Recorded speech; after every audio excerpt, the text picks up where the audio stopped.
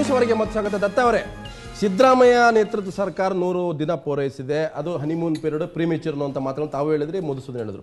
ಆದರೆ ಎಲ್ಲೋ ಒಂದು ಕಡೆ ಸಾಗಿರೋ ದಾರಿ ಭಾಳ ಪಾಸಿಟಿವ್ ಆಗಿದೆ ಅನ್ನುವಂಥದ್ದು. ನೀವು ಪ್ರತಿಪಕ್ಷದ ನಾಯಕರು ಅವ್ರಿಗೆ ದಿಮಾಕ್ ಇದೆ, ಅಹಂಕಾರ ಇದೆ ಅನ್ನುವಂಥ ಮಾತುಗಳನ್ನ ಹೇಳ್ಬೋದು. ಅವರು ಏನನ್ನು ಮಾಡ್ತಾ ಇದ್ದಾರೆ, ಅವ್ರು ಎಲ್ಲೋ ಒಂದು ಕಡೆ ಅವ್ರದ್ದೇ ಒಂದು ಶಕ್ತಿ ಬೆಳೀತಾ ಇದೆ ಅಂತ ರಾಜಕೀಯವಾದ ಹೇಳಿಕೆ ಕೊಟ್ಟರು ಕೂಡ ಅವ್ರು ಜಾರಿಗೊಳಿಸ್ತಾ ಇರ್ತಕ್ಕಂಥ ಸ್ಕೀಮ್ಗಳಿರ್ಬೋದು, ಎಲ್ಲೋ ಒಂದು ಕಡೆ ಅಧಿಕಾರಿಗಳ ಮೇಲೆ ಒಂದು ಹಿಡಿತ ಬರ್ತಾ ಇದೆ, ಎಲ್ಲೊಂದು ಕಡೆ ಜಾತಿಯನ್ನು ಬಿಟ್ಟು ಹೋಗ್ತಾ ಇದ್ದಾರೆ. ಇವತ್ತು ಬೇಕಾದ್ರೆ ಮನಸ್ಸು ಮಾಡಿದ್ರೆ ಕುರುಬರು ಇನ್ನೊಬ್ರು ಮಂತ್ರಿ ಮಾಡ್ಕೋಬೋದಿತ್ತು. ಸೊ ಇದೆಲ್ಲವೂ ಇದ್ರೂ ಕೂಡ ಎಲ್ಲೋ ಒಂದು ಕಡೆ ಸಿದ್ದರಾಮಯ್ಯ ಸರ್ಕಾರದ ಮೇಲೆ ಒಂದು ವಿಶ್ವಾಸ ಅಂತೂ ಶುರುವಾಗಿದೆ ಜನರಲ್ಲಿ.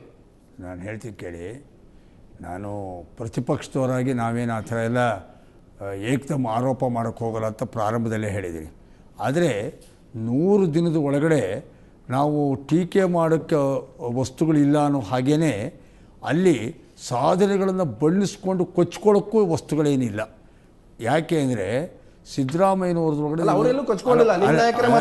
ನಾನು ಹೇಳ್ತೀನಿ ಕೇಳಿ, ಯಾಕೆ ಅಂದರೆ ಒಂದು ಕುರುಬರನ್ನು ಮಾಡ್ಕೊಂಡಿಲ್ಲ ಅಂತ ನೋಡಿ, ಎಲ್ಲ ಮುಖ್ಯಮಂತ್ರಿಗಳದ್ದು ನಾವು ನೋಡಿದ್ದೀವಿ.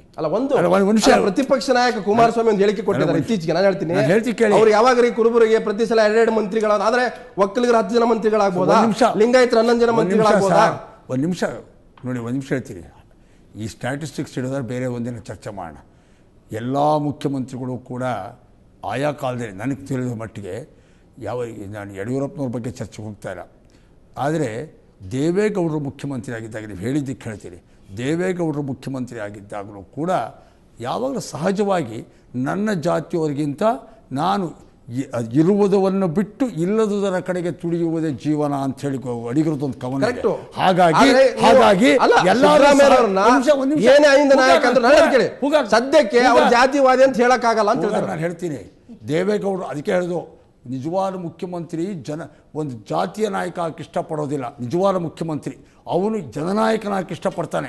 ಯಾರು ಜನನಾಯಕನಾಗಿ ಇಷ್ಟಪಡ್ತಾನೋ ಅಂಥ ಮುಖ್ಯಮಂತ್ರಿ ತನ್ನ ಜಾತಿಗಿಂತ ಇತರೆ ಜಾತಿಗಳಿಗೆ ಹೆಚ್ಚು ಒಲವು, ಆದ್ಯತೆ, ಮಾನ್ಯತೆ ಕೊಡುವುದ್ರ ಮೂಲಕನೇ ತನ್ನ ಜಾತಿ ಪ್ರೇಮ ಇಲ್ಲ ಅನ್ನೋದನ್ನು ಸಾಬೀತುಪಡಿಸ್ಕೊಳಕ್ಕೆ ಹೋಗ್ತಾರೆ. ಇದು ಒಳಗಡೆ ಇರೋ ಎಲ್ಲ ಮುಖ್ಯಮಂತ್ರಿಗಳ ಗುಣ. ಹಾಗಾಗಿ ದೇವೇಗೌಡರು ಹಾಗೆ ಮಾಡಿದ್ದಾರೆ, ಹಾಗೆ ಸಿದ್ದರಾಮಯ್ಯ ಮಾಡಿದ್ದಾರೆ. ಸಿದ್ದರಾಮಯ್ಯನವರು ಆ ಮಟ್ಟಕ್ಕೆ ಹೋಗೇ ಇಲ್ಲ. ಇನ್ನು ಬಿಜೆಪಿ ಸರ್ಕಾರದಲ್ಲಿ ನಾವು ನೋಡಬಹುದಾಗಿತ್ತು.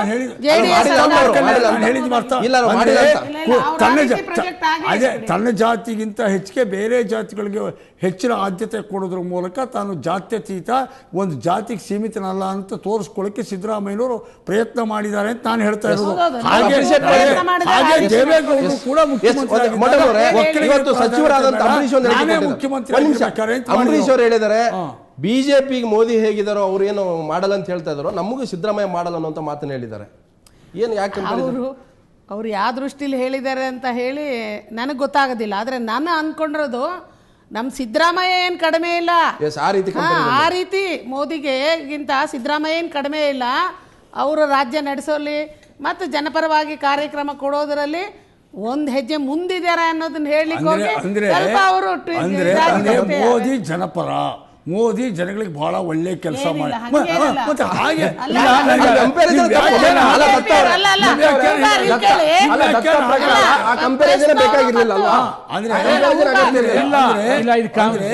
ಅಂದ್ರೆ ಅರ್ಥ ಏನು, ಅಗತ್ಯ ಇಲ್ಲ ಅಂದ್ರೆ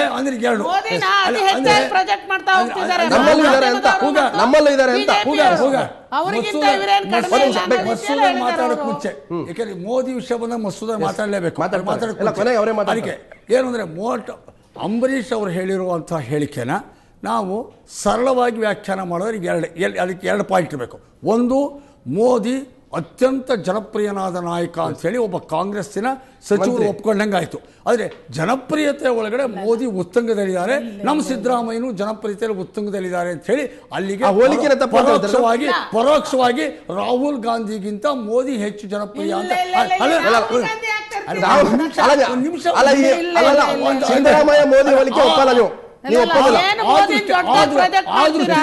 ಆ ದೃಷ್ಟಿಯಲ್ಲಿ ವ್ಯಾಖ್ಯಾನ ಮಾಡಿರ್ಬೇಕು. ಒಂದು ಇಲ್ಲ, ಇನ್ನೊಂದು ವ್ಯಾಖ್ಯಾನ ನಾವು ಮಾಡಿದ್ದಾರೆ. ಅದೇ ಮೋದಿ ಕಂಪೇರ್ ಮಾಡಿ ಮೋದಿ ಹೆಸರನ್ನು ಎಳ್ಕೊಂಡು ಬಂದಿದ್ದಕ್ಕೆ ಕಾರಣ 2 ಇರಬೇಕು. ಒಂದು ಕಾರಣ ಇದು ಜನಪ್ರಿಯತೆ ಲೆಕ್ಕ ಹಾಕೊಂಡು ಮಾನದಂಡ ಇಟ್ಕೊಂಡು ಹೇಳಿರಬೇಕು. ಎರಡನೇದು ಬಹಳ ಒಳ್ಳೆ ಕೆಲಸ ಮಾಡಿಬಿಟ್ಟಿದ್ದಾರೆ, ಜನಪರವಾದ ಕೆಲಸ ಮಾಡಿದ್ದಾರೆ ಮೋದಿ ಅಭಿವೃದ್ಧಿ. ಗುಜರಾತಲ್ಲಿ. ಹಾಗಾಗಿ ಸಿದ್ದರಾಮಯ್ಯನವರು ಅಷ್ಟೇ ಜನಪರವಾದ ಕೆಲಸ ಮಾಡ್ತಿದ್ದಾರೆ ಅಂತ ಹೇಳಬೇಕು. ಅದರಿಂದ ಕಾಂಗ್ರೆಸ್ನವರಿಗೆ ಏನು ಸಮರ್ಥನೆ ಮಾಡಬೇಕು, ಜನಪ್ರಿಯತೆಯನ್ನು ಡಿಫೈನ್ ಮಾಡ್ಕೋತಾರೆ, ಜನಪರ ಕಾರ್ಯಕ್ರಮ ನೀವು ಹೇಳಿ. ನಾವು ಕಾಂಗ್ರೆಸ್ನವರು ಅವ್ ಜನಪರ ಕಾರ್ಯಕ್ರಮ ಅಂತ ಅಲ್ಲ, ಅಥವಾ ಅವ್ರ ಜನಪ್ರಿಯ ಮೋದಿ ಮೋದಿ ಮೋದಿ ಮೋದಿ ಅಂತ ಹೇಳಿ ದಿನ ಬೆಳಗ್ಗೆ ಯಾಕೆ ಎಲ್ಲ ಮಾಧ್ಯಮ ತಾಳ್ರಿ ಬಿಜೆಪಿ ಚೆನ್ನಾಗಿ ಕೆಲಸ ನಮ್ ನಾಯಕರಿದ್ದಾರೆ ಅಂತ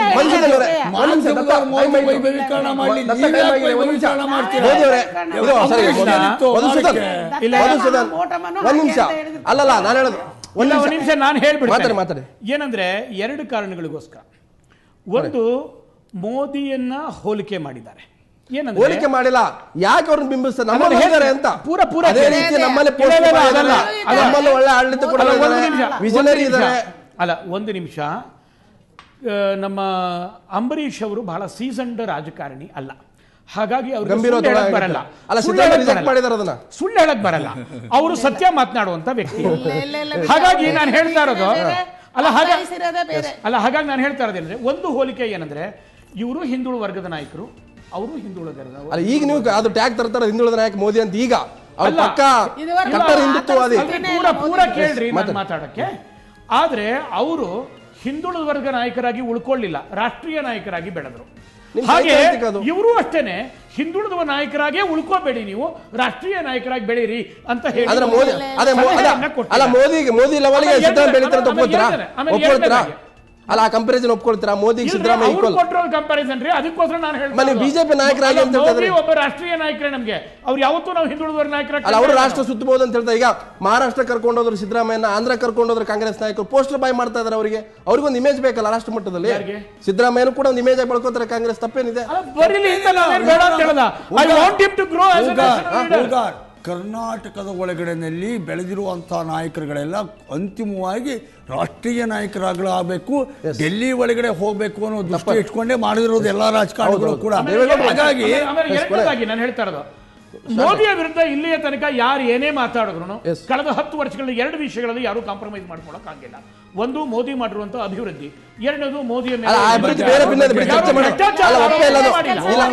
ಯಾರು ಭ್ರಷ್ಟಾಚಾರದ ಆರೋಪವನ್ನು ಮಾಡಿಲ್ಲ.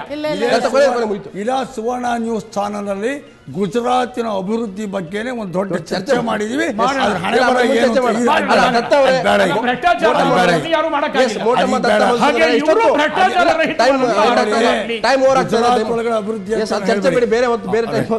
ದತ್ತ ಅವರೇ, ಮೋಟಮ್ಮನವರೇ ಮತ್ತೆ ಮಧುಸೂದನ್, ಇಷ್ಟೊತ್ತು ಚರ್ಚೆಯಲ್ಲಿ ಭಾಗಿಯಾಗಿ ತಮ್ಮ ಇವರು ಕೂಡ ಧನ್ಯವಾದ.